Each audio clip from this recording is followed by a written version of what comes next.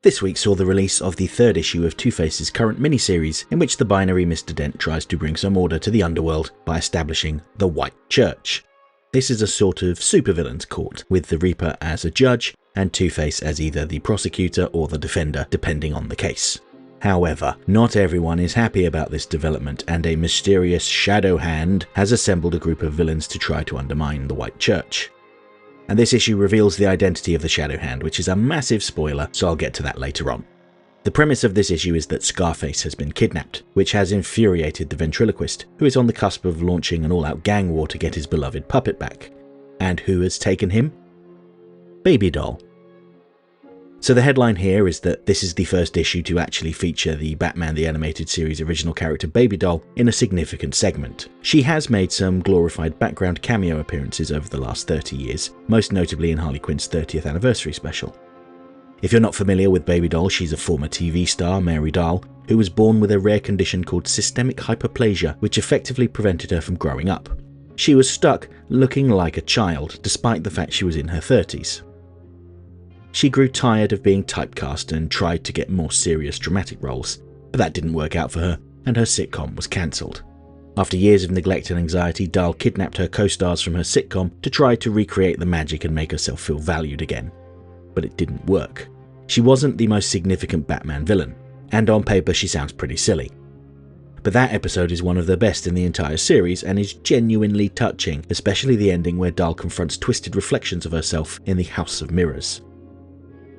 But this is supposed to be about Two-Face, not Baby Doll. If you want to hear more about her, go back and check out the video I made a while back, which is weirdly the most popular video I've ever done with over 600,000 views at the time of recording.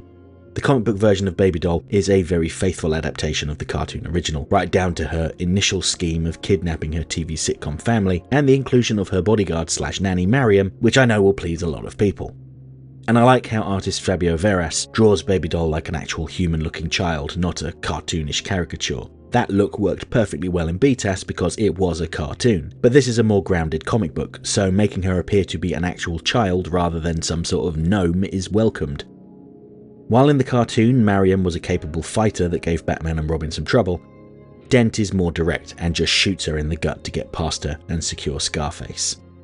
Turns out that Baby Doll wanted to start a family with Scarface, which is pretty deranged, but note that it wasn't her idea to return to villainy. She had been approached by Doubt, one of the Shadow Hand's men, who planted the idea in her mind with his powers, compelling her to do it.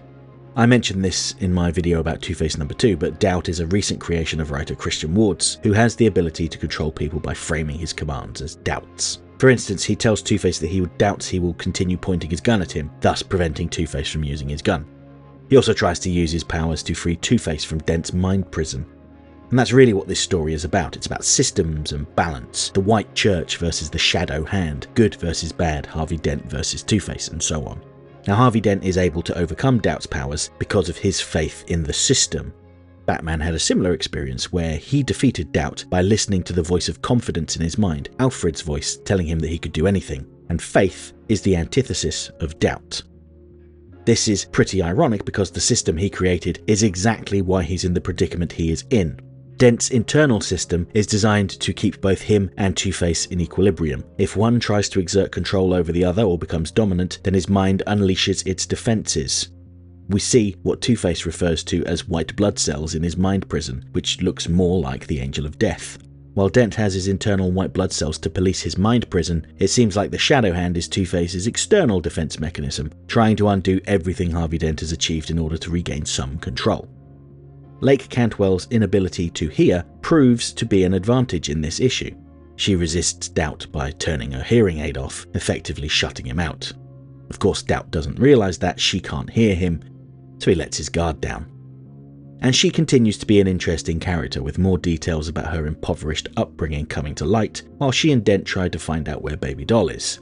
But I can't shake the feeling that there's more to her than meets the eye. I still think her name is an anagram for something, but the only thing I've been able to form from her name is Nell Catwalk, which doesn't ring any bells off the top of my head. Do let me know if it makes sense to you though.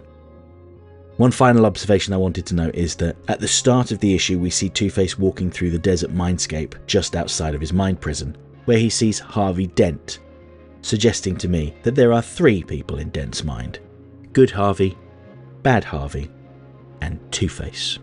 The solicitations for the next issue suggest that most of the upcoming story is going to take place inside of Dent's mind, with good Harvey and bad Harvey vying for control of their body, perhaps in their own form of court.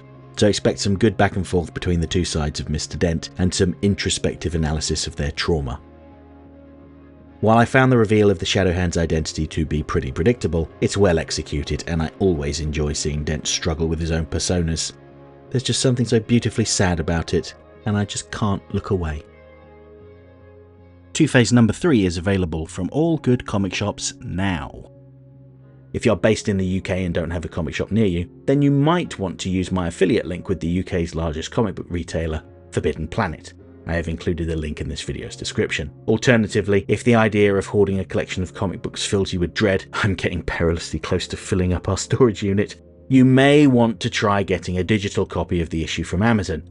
I also have a global affiliate link which you could use to help my channel out. I've included my Amazon affiliate link in the info button in the top right corner, as well as the video's description. To those that have read the issue, what did you think? Are you pleased to see Baby Doll make a debut? What about Mariam? Were you shocked by the revelation that the Shadowhand was none other than Harvey Dent? Probably not. Do you think we'll ever find out who Di is? I'm serious, I've still been looking this up. I'm trying to figure out who Di is. And it took me longer than I would care to admit that her outfit is a reference to die as in dice, not die as in to cease living. But then again, I like the double meaning there, which oddly makes her appropriate as a Two-Face villain. Anyway, if anyone has the answer, oh my god, is she Lake Cantwell? Share your views in the comments below. And just before I wrap up, special thanks to all of my current channel members who help make these videos possible. Their names are listed on screen right now. I'll be back tomorrow with a video about the latest issue of Absolute Superman, where Lois Lane, agent of Lazarus, travels the globe trying to track down Superman. Then on Friday I have a video about a relatively obscure Batman Beyond villain that represents the path our Batman of the future could have taken. Going to be talking about Big Time.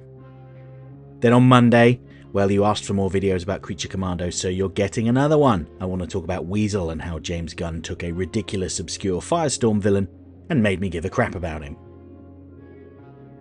And I'll be back next week to talk about Absolute Batman 5, which picks up where issue 3 left off, with Batman accepting Black Mask's truce.